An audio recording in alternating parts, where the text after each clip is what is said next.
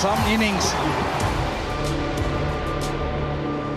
Welcome everybody. It's South Africa against the West Indies, the first KFC T20 International, and we come to you live from SuperSport Park here in Centurion.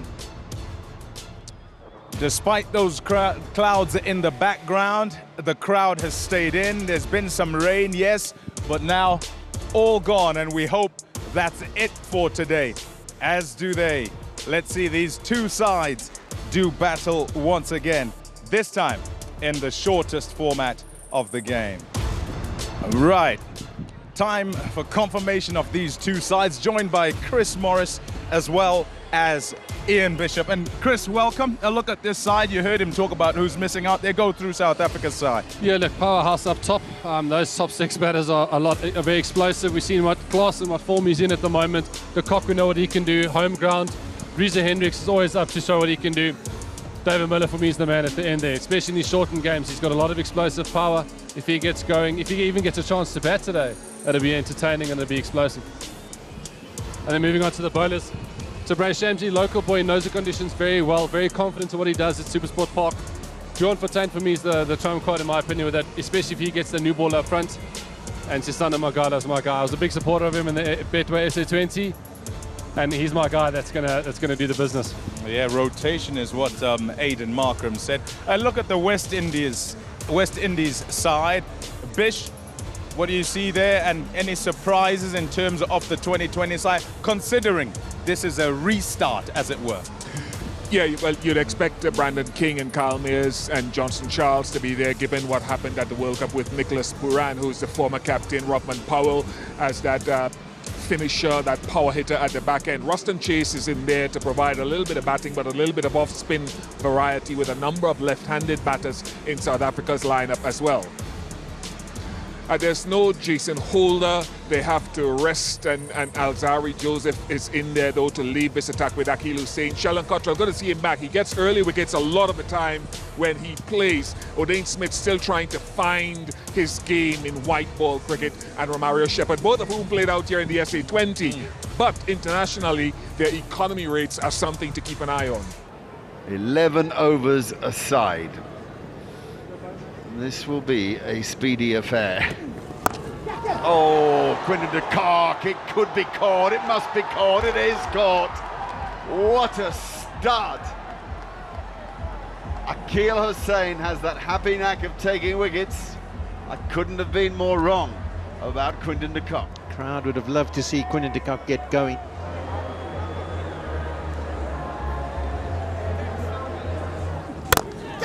And out as well. Rousseau slams it into the guts of mid-off.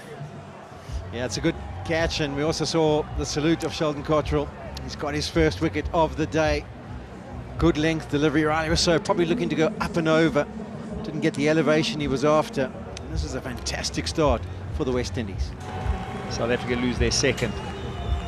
12 for 2. Riley for 10, it's 12 for 2. What now? Who plays the guessing game best here? Reza Hendricks does. He didn't get all of it, but he got enough of it. 6 more. This is more like it.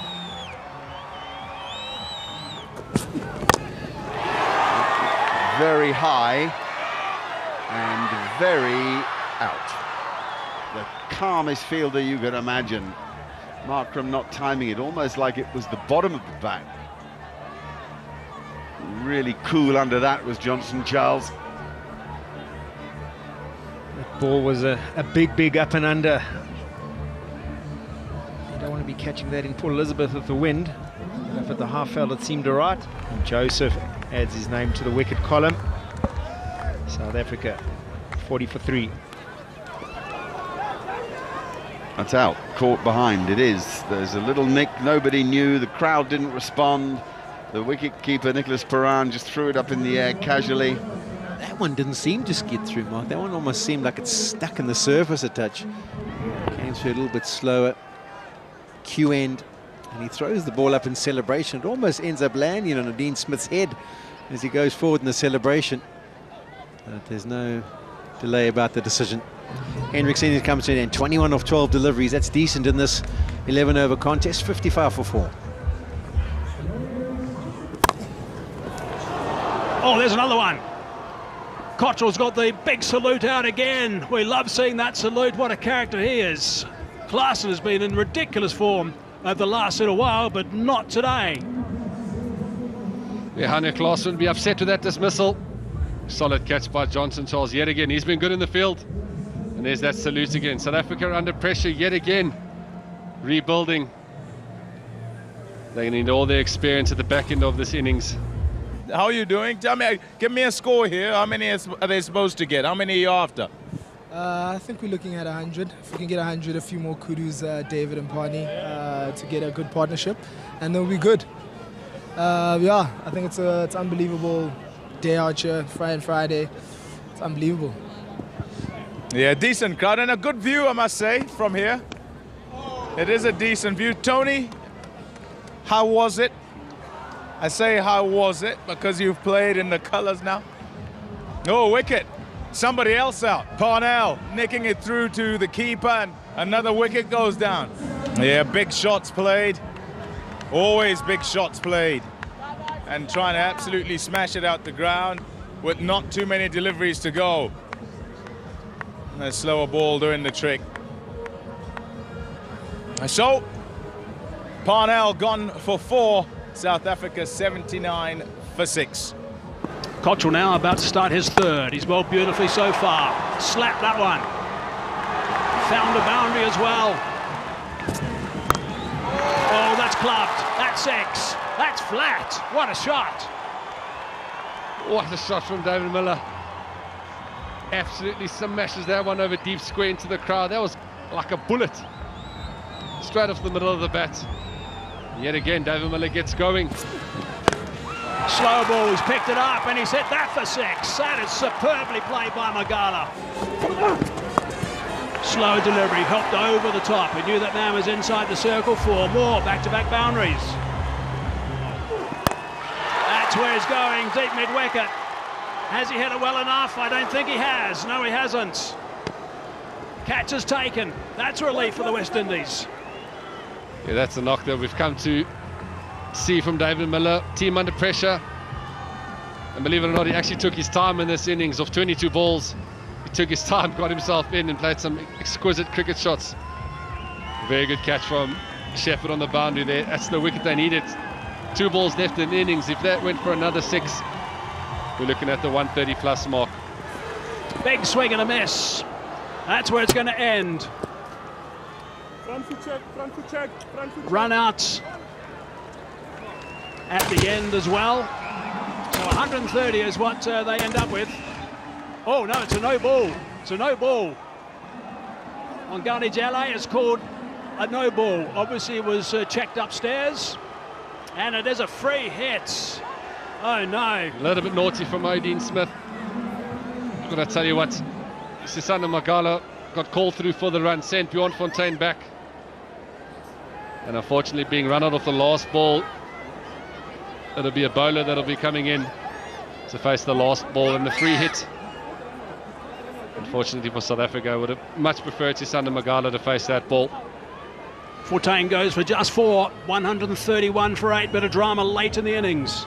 Oh, big swing and a miss. Big swing and a miss, so no addition to that score. 131 for 8 is after 11 overs. That total is reasonable, 131. Really good comeback from South Africa after losing wickets. They were 5 for 61 after 3 balls into the 7th over. Good comeback. Yeah, I think the Proteas will be very happy with that fight back that they've had under pressure early. To get to 130 mark, that gives them something to defend. It's a very competitive total here at SuperSport Park. West Indies need 132 to win, obviously. They will have the 11 overs. The weather looks okay at the stage. Let's have a look at that batting card. De Kock didn't last long, that's for sure. Hendricks, 21 off just a dozen balls or so. Also didn't get going. Markram neither. Miller was sensational, really. 48 off 22. Klaasen, Parnell, Magala. That was a quick fire. 18 off only 5. But extras are high, 11. The extras, that won't help the West Indies, that's for sure. And in the end, getting to that 131 mark. That's gone straight up in the air. Keeper's catch. takes it. Much action in over number 1. Fortain gets one. He gets Mayers. But not before 17 runs have been scored, and there's still a ball to go. De Kock tells everyone to clear the vicinity. He's got it covered. And South Africa have their breakthrough.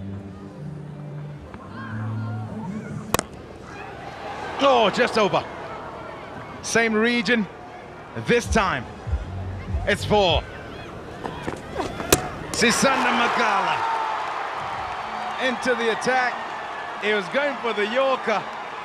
He missed by some distance, but he hit the stumps. And he can smile because King is gone. To hit the bails, I mean, I would think that would be close to over waist high, but with the dip, it just clips the top of the bails. And there's a wicket for South Africa. Eric Simons was the one who had this theory that you needed to practice that delivery because it was the hardest to hit. I'm sure he'll be ecstatic about it down either in the RPL watching from there, but that's one way of doing it. They're just checking things, and eventually the finger goes out. Brandon King goes for 23, 34 for 2. Bang! And that's out of there. Oh, a crisp sound off the bat. Right into the arc of Johnson Charles. Edged and gone. Nortje into the attack, and he's got his wicket. Just a feather of an edge. Easy catch for Quinton de Kock, and once again, we've seen it so often this season. He's been phenomenal as Hendrik Nortje. Every time he's introduced, he tends to have an impact. There's the ledge. They've got their third, South Africa, an important wicket. 66 for 3. Pooran's innings of 16 comes to an end. Nortje striking nicely there. And we talk about matchups. There's a test matchup there. Fast bowler from the test side and a non-first class player.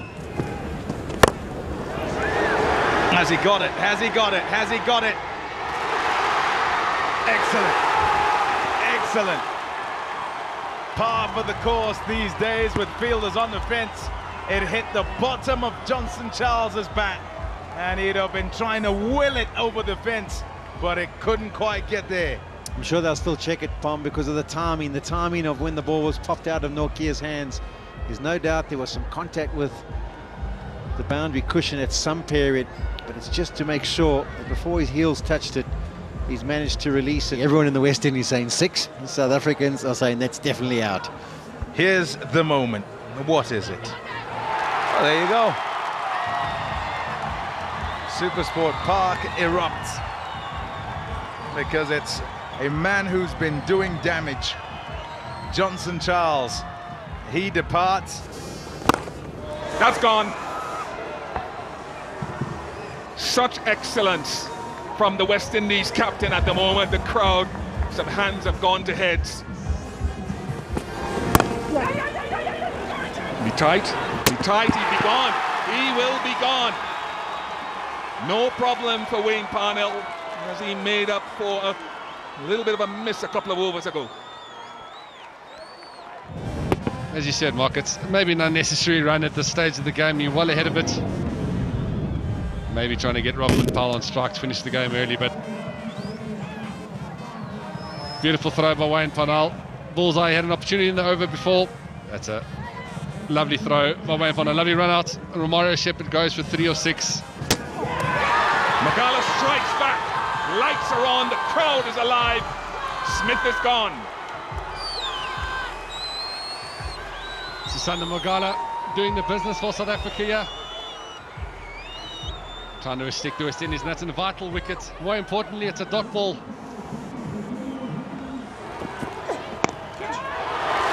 Should be gone.